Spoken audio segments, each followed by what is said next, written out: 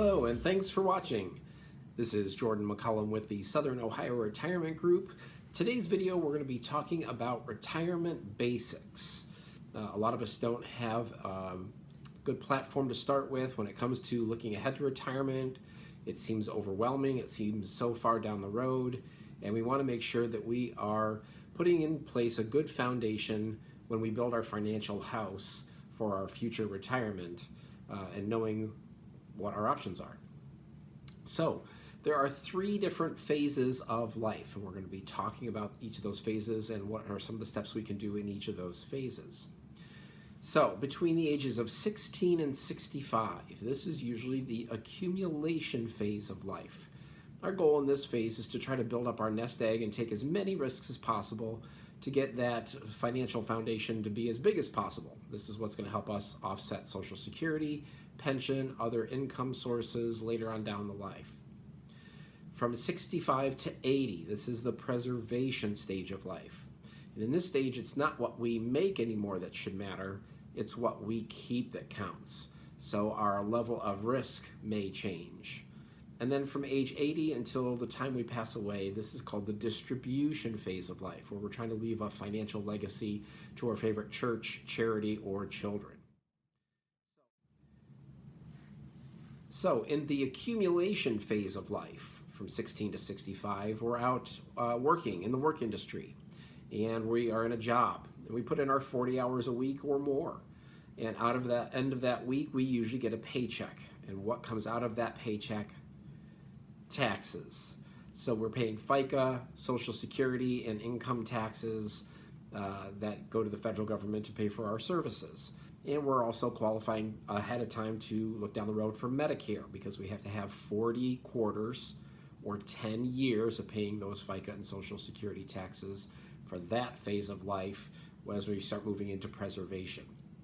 Now, in that work week, at the end of the week, and we get that paycheck, when taxes come out, whatever is left over and is deposited into our checking account, this is called non-qualified money. This is money that is after taxes. And sometimes in our place of employment, they want to help us. They're helping us look ahead to the future. And one of the things that we can do is take money out on a pre-taxed basis. So they're taking out a withdrawal to go into a 401k, or for teachers, a 403b, some sort of maybe deferred compensation plan. So this is money coming out on a pre-taxed basis. That type of money is called qualified money, and it comes with some caveats. Now, we sure hope that that place of employment is working with us in support of us being in that job or that position, where they're helping to match, or they're helping to do some sort of contribution into that retirement fund, which is a benefit to them as well, because if we take out money out of that paycheck on a pre-taxed basis, it lowers our overall total level of money in that paycheck, which means the level of taxes goes down. So I know this is going to sound weird, but the more deductions come out, the bigger your take-home pay could be, because of it being a lower net amount of money after taxes. With a bigger paycheck, that's going to be more income in your pocket. So the caveat is, we promise Uncle Sam that if we're taking qualified money out, he doesn't get to tax us now, he gets to tax us later, if he taxes us at all. And so, with that money going into that retirement fund, we promise that we will not touch that money until 59 and a half, unless we want to face about a 10% penalty. Between 59 and a half and now 73, you may choose to take money out as a withdrawal from that particular fund. However, later on in life, we have something called required minimum distributions. And we'll talk about that as we start to head into the preservation stage of life. Now here, we're taking as many risks as we want and as we feel comfortable in doing, because we still have plenty of working years left to make back anything that we lose. Unfortunately, our time horizon, looking down the road, is getting smaller because we're getting closer and closer to 65, where normally the preservation stage of life is beginning and we're going into retirement. All right, so now that we've turned 65, we're in the preservation stage of life.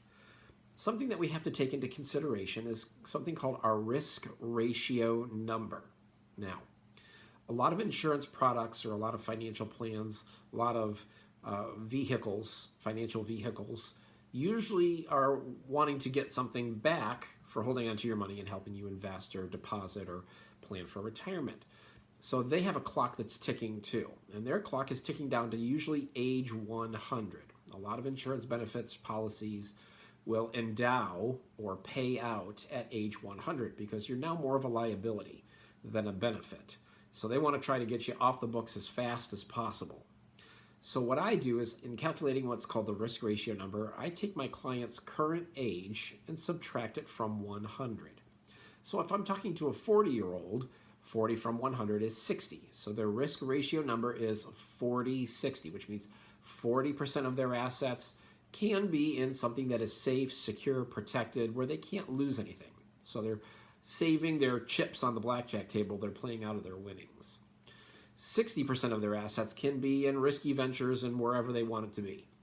But now that we're 65, and I do the same calculation, our client's risk ratio number is 65-35, which now means 65% of their assets should be in something safe and secure and protected because they have less working years left. They shouldn't be taking as many risks. They are now preserving that nest egg that they've built up.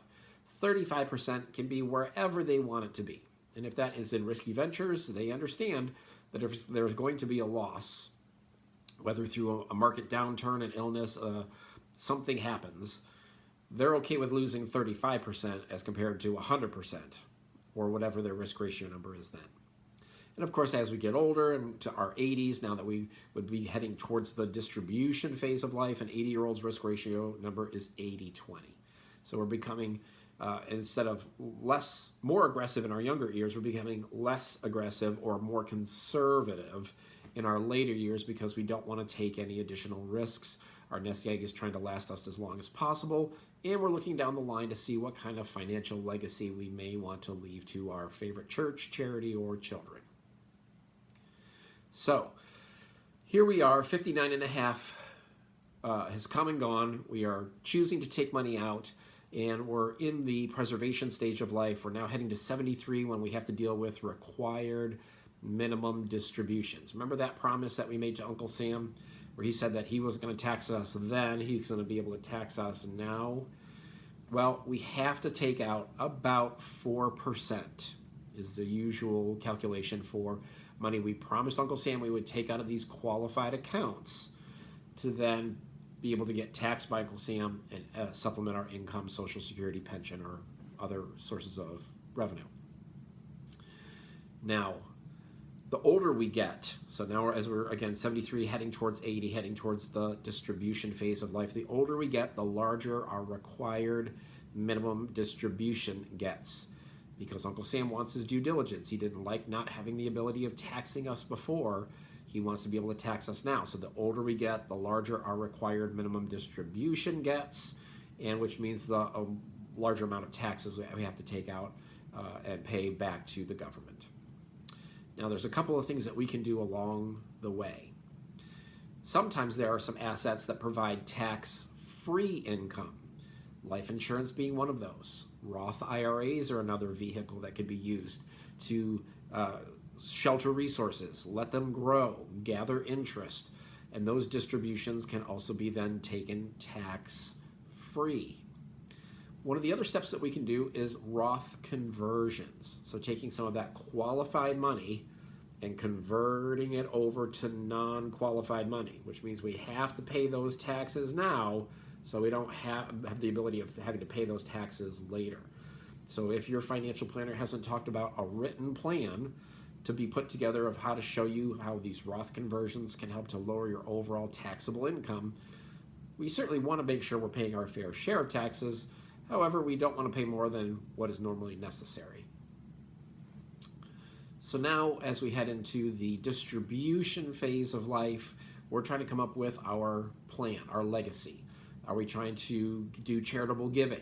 Are we trying to use different wealth transfer vehicles to pass off wealth to our kids, our grandkids, our favorite public library, wanting to put wing of the public library in your name. Maybe contribute to your church or other charitable organizations that would benefit from your legacy. Or if you're just trying to take that money to the grave, spend it and be able to live comfortably and meet your needs, and then when the time comes of saying goodbye, leave your mark on the world as you would. So the basics of retirement are going from 65 to passing on through the accumulation phase of life, the distribution phase of life at the end, but more importantly, the preservation stage is where the Southern Ohio Retirement Group can help you the best, helping to come up with a written financial plan, how to convert money from taxable to tax-free or from taxable to non-taxable. If you are currently working with an advisor, get a free second opinion. Review what your current options are to see if you're on track and on goal for meeting your income needs. And if you haven't worked with a financial advisor or planner, be able to get in touch with us and have a no cost, no obligation appointment to find out what your dreams are, your goals are, what are you trying to accomplish, and what's most important to you, and leaving that dream at the end. So I hope that you found some of these retirement basics informative and educational, and I hope that you will give us an opportunity to be of service to you. So please call the number on the bottom of that screen or reach out to our email address. Remember to like, share, and subscribe this video for further updates, and we look forward to being of service to you.